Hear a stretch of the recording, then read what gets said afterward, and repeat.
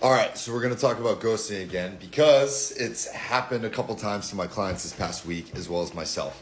And I have some thoughts because I've been thinking about this and I haven't made a video about this. So, in particular, getting ghosted, I always consider that as someone having an inability to communicate. Bottom line, I think that's what it is. Someone is unable to communicate.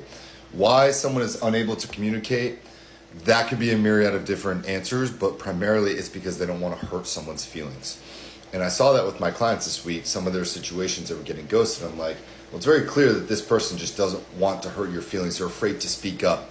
And so they just leave, or they just communicate, or they just do not communicate, and then they just block. Similar situation for me. It was very easy, also very odd to see why I got ghosted twice, once in business, once personally. And I was just like, all right, I don't care. I know how to coach myself through this.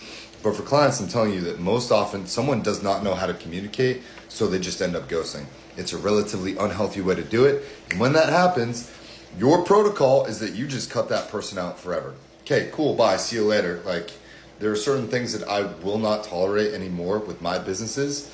And if someone can't communicate or someone doesn't want to communicate or is afraid to hurt my feelings, I really don't care. My skin is super thick from all the stuff that I've been through and done on the military and civilian side that I just don't care anymore. But like for me, it's a very easy protocol. I'm unemotional, and I just say, okay, cool, that person can't communicate, see you, on to the next one. You have to develop this, and I know it's very difficult to do with family, very difficult to do with friends, but you got to start cutting people out. If someone crosses your boundaries, cut them out. If someone can't communicate or they ghost you, cut them out. You let them go and just, hey, wish them luck. That's fine. If you are someone who ghosts people, I'm not shaming you, but you need to find a way to communicate. Do not be afraid to hurt someone's feelings. In fact, I much prefer when someone says, hey, yeah, I changed my mind. I actually don't want to do this, or I didn't like this thing, or maybe I was too impulsive when I bought it. Cool, I can respect that. We all make mistakes.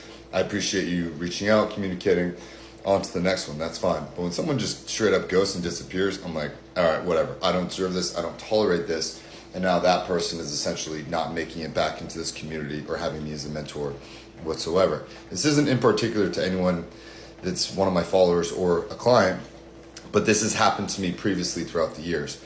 And that is the number one thing I do not tolerate is people that can't communicate, especially when pursuing working with a mentor or a coach. For you, figure out what this looks like for you in your personal relationships and business, at work, with friends.